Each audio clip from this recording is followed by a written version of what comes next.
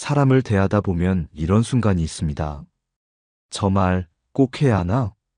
그 행동 모르는 척 넘어가야 하나?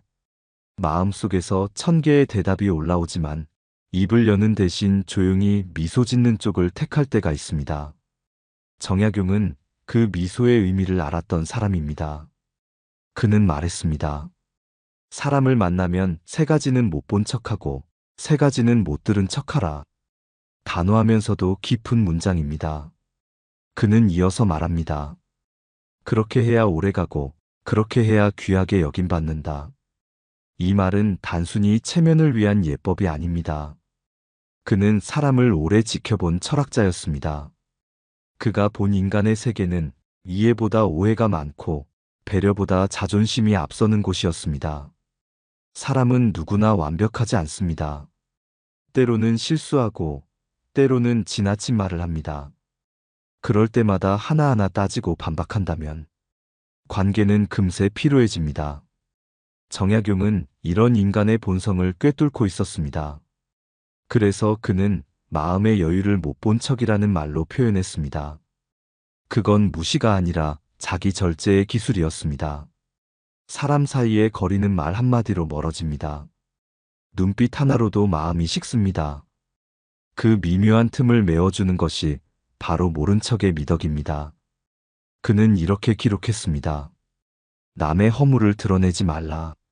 남의 실수를 잊은 듯 하라. 그가 그대의 너그러움을 알 때 그는 두 번 다시 경솔치 않으리라. 이 말의 핵심은 단순합니다.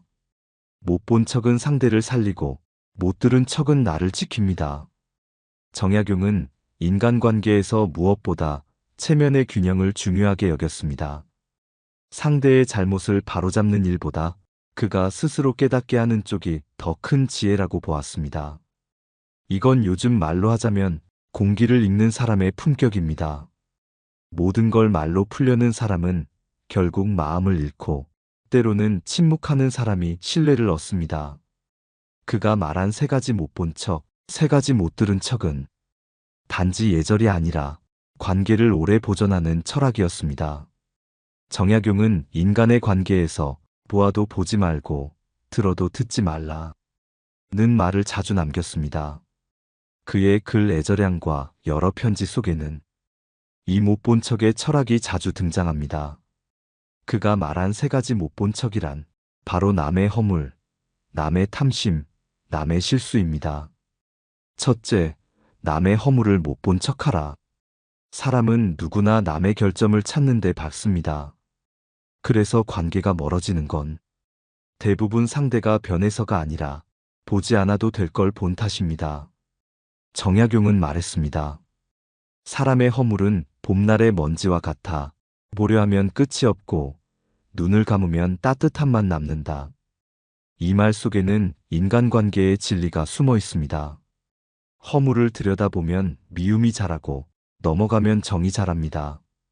둘째, 남의 탐심을 못 본 척하라.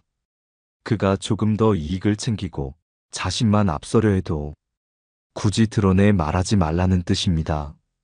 정약용은 인간의 욕심을 죄로 보지 않았습니다. 그는 이렇게 썼지요. 욕심은 기운의 흐름이요. 다만 절제가 없을 때 병이 된다. 즉, 남의 욕심을 탓하지 말고 그 안에서 나의 절제를 배워야 한다는 뜻입니다. 세상은 이익으로 얽히지만 덕으로만 오래갑니다. 셋째, 남의 실수를 못 본 척하라. 누군가의 말실수, 행동의 어설픔, 작은 결례. 그걸 바로 지적하는 순간 그 사람은 마음의 문을 닫습니다. 정약용은 말합니다. 남의 잘못을 바로잡는 것은 쉽다. 그러나 그 마음을 잃지 않고 바로잡는 것은 어렵다. 못 본 척이란 바로 그 마음을 지키는 기술입니다. 상대를 변화시키는 건 비난이 아니라 여유입니다. 한 번의 눈감음이 100번의 가르침보다 낫다고 그는 몸소 보여주었습니다. 정약용이 살던 시대는 서로를 감시하던 정치의 시대였습니다. 그 속에서 그는 못 본 척의 미학을 지혜로, 생존으로, 품격으로 삼았습니다. 나는 사람을 다 보되 마음으로만 본다. 그 한 문장이 그를 시대의 어른으로 만든 이유입니다. 못 본 척은 무능이 아닙니다. 그건 마음의 크기입니다. 못 본 척하는 사람은 사실 다 알고 있습니다. 다만 말하지 않음으로써 관계를, 상황을, 그리고 자신의 품위를 지키는 것입니다. 정약용이 남긴 말 중에는 이런 구절이 있습니다. 사람의 귀는 마음의 문이라. 마음을 어지럽히는 말은 들은 듯 흘려보내라. 그가 말한 못 들은 척해야 할 세 가지는 비난, 험담, 그리고 과한 칭찬입니다. 첫째, 비난은 듣고 흘려야 한다. 누가 나를 흉보면 가슴이 뜨겁게 달아오르죠. 억울해서 아니면 억울한 척이라도 하고 싶어서 반박하고 싶은 게 사람 마음입니다. 하지만 정약용은 이렇게 말했습니다. 남의 비난에 귀를 세우면 그 말이 내 마음에 뿌리를 내린다. 즉, 듣는 순간 그것은 남의 말이 아니라 내 마음속의 그림자가 되어버린다는 뜻이죠. 비난을 흘려보내는 건 참 어렵지만 그걸 흘릴 수 있을 때 비로소 마음이 단단해집니다. 둘째, 험담은 듣지 않은 듯하라.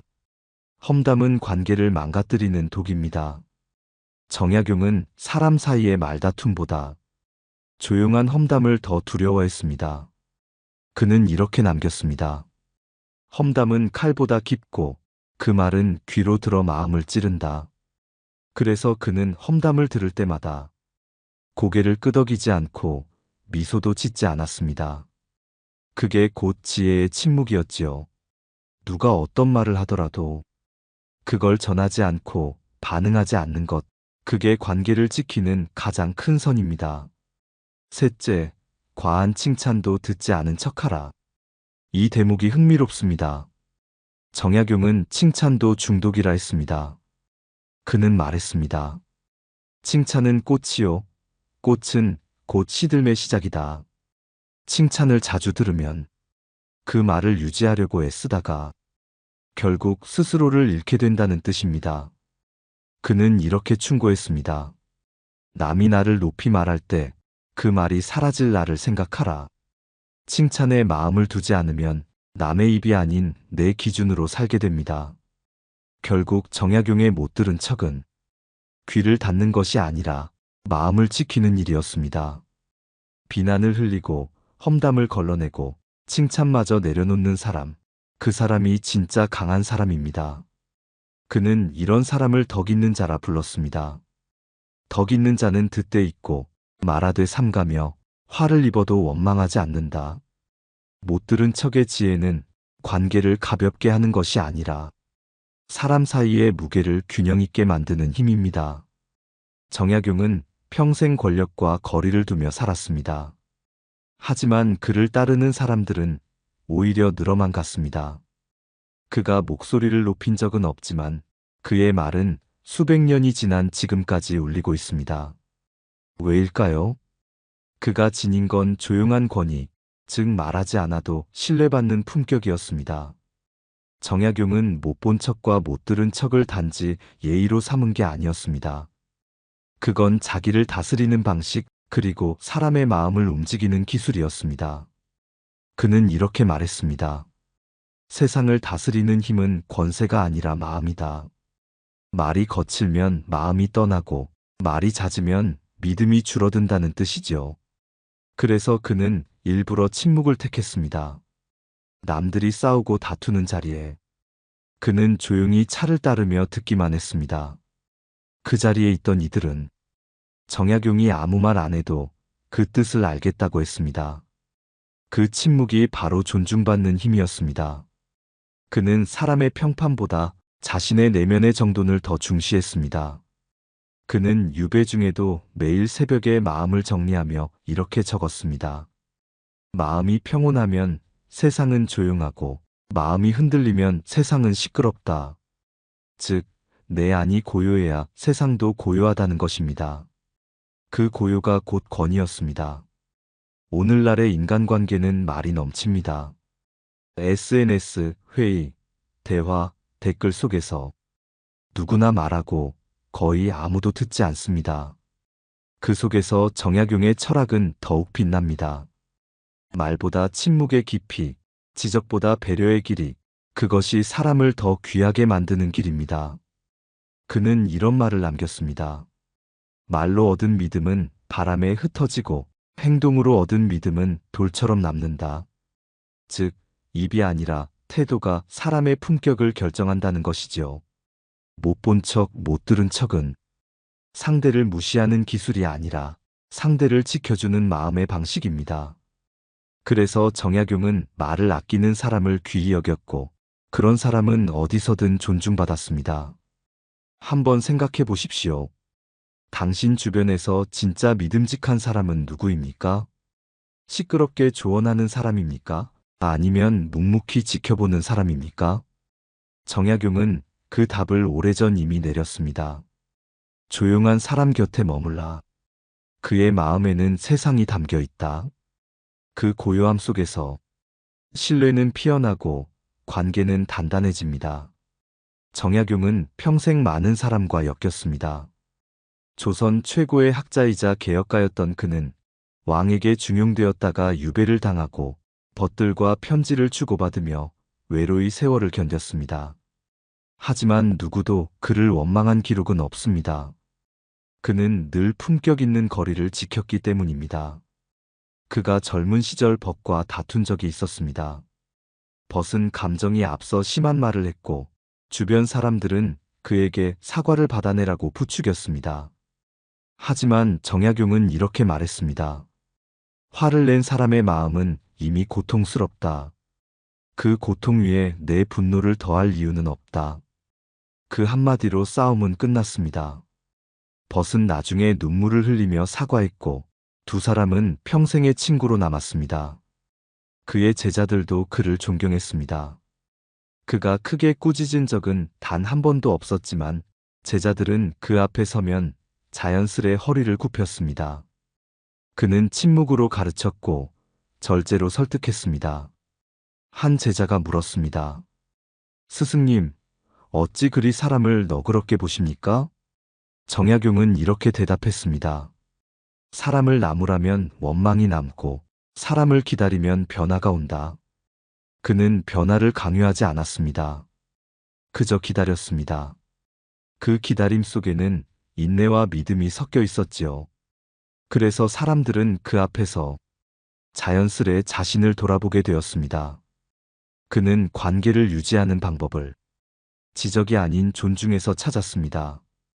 그 존중은 때로는 침묵으로, 때로는 웃음으로, 때로는 모른 척으로 표현되었습니다. 정약용이 사랑한 인간관계는 이런 것이었습니다. 깊이 믿되 구속하지 말라. 가까이 하되 감정에 젖지 말라. 나누되 빚을 남기지 말라. 그는 관계를 거래로 보지 않았습니다.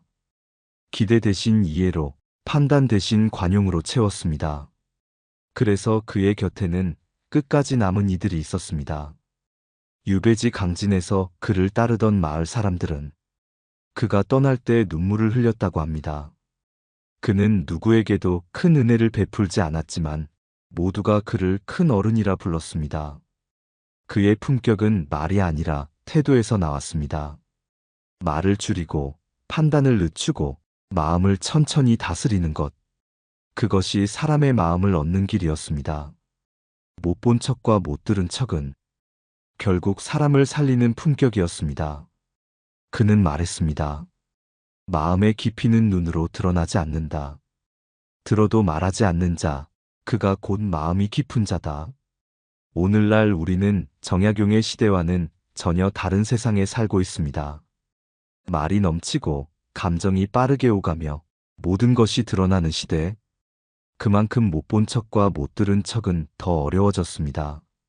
사람들은 조금만 다르면 비판하고 조금만 늦으면 뒤처진다고 말합니다. 모든 의견이 경쟁하고 모든 대화가 평가가 됩니다.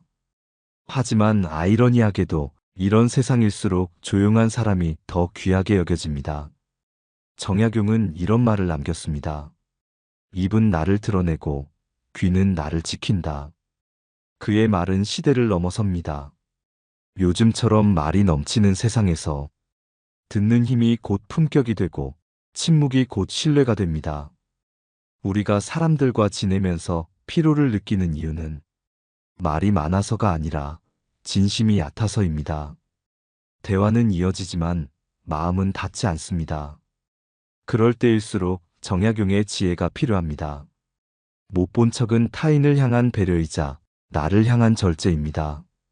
못 들은 척은 상대의 실수를 감싸는 침묵이자 내 마음을 지키는 방패입니다. 이 두 가지가 합쳐지면 그 사람은 말보다 더 큰 존재감을 갖게 됩니다. 요즘 사회에서는 목소리가 큰 사람이 이긴다고 하지만 진짜로 존중받는 사람은 목소리를 높이지 않습니다. 그는 말보다 분위기로 설득하고 논리보다 태도로 신뢰를 얻습니다. 정약용은 이런 사람을 덕이 있는 사람이라 했습니다. 그가 말한 덕은 거창한 도덕이 아니라 조용한 인내와 넓은 이해심이었습니다. 화내지 않고 듣되 다짐하지 않으며 안다 해도 말하지 않는 자, 그가 사람을 다스릴 수 있다. 우리가 이런 태도를 배우면 관계의 피로가 줄어듭니다. 누군가의 말에 일일이 상처받지 않고 감정의 파도에 휩쓸리지 않게 됩니다. 그 침묵은 단순한 인내가 아니라 삶을 바라보는 큰 눈입니다. 작은 일에 흔들리지 않고 남의 허물에 동요되지 않는 마음. 그 고요함이 바로 오늘날의 존중받는 품격입니다.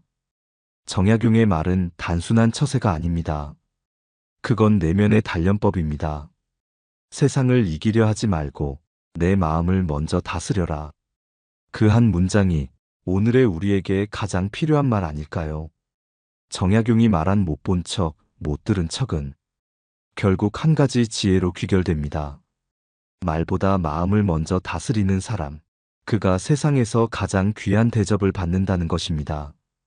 그는 이렇게 썼습니다.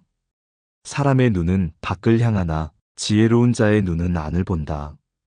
남이 어떻게 말하고 행동하든 그것에 즉시 반응하지 않고 내 마음의 파문을 먼저 살피는 사람. 그가 바로 품격 있는 사람입니다. 세상은 늘 말이 앞서지만 사람의 진심은 말보다 느리게 드러납니다. 그래서 정약용은 서두르지 말고 다투지 말라. 마음이 고요하면 세상이 보인다. 고했지요. 못 본 척은 상대를 살리는 온기, 못 들은 척은 나를 지키는 냉정입니다. 이 두 가지가 합쳐질 때 사람은 비로소 온화한 권위를 얻게 됩니다. 누군가 그 앞에서 실수를 해도 두려워하지 않고 그가 한마디를 해도 마음이 따뜻해지는 이유가 바로 거기에 있습니다. 우리는 흔히 존중받는 법을 찾지만 정약용은 정반대로 살았습니다. 그는 존중할 줄 아는 법을 먼저 익혔습니다.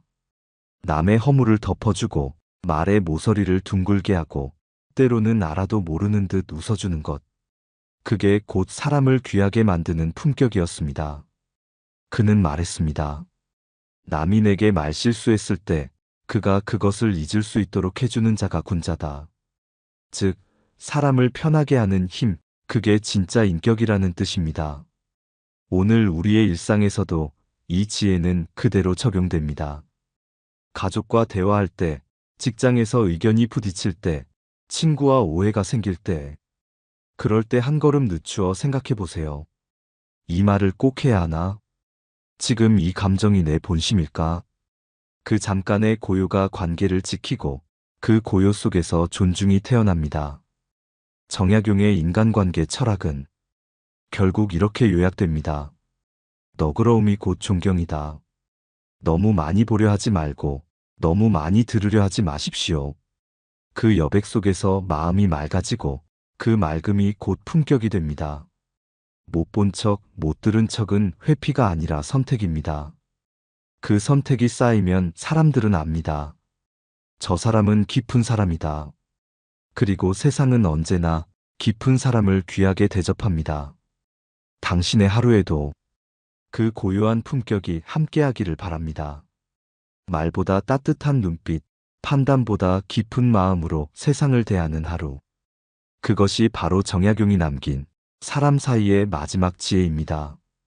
감사합니다. 지혜의 숲이었습니다.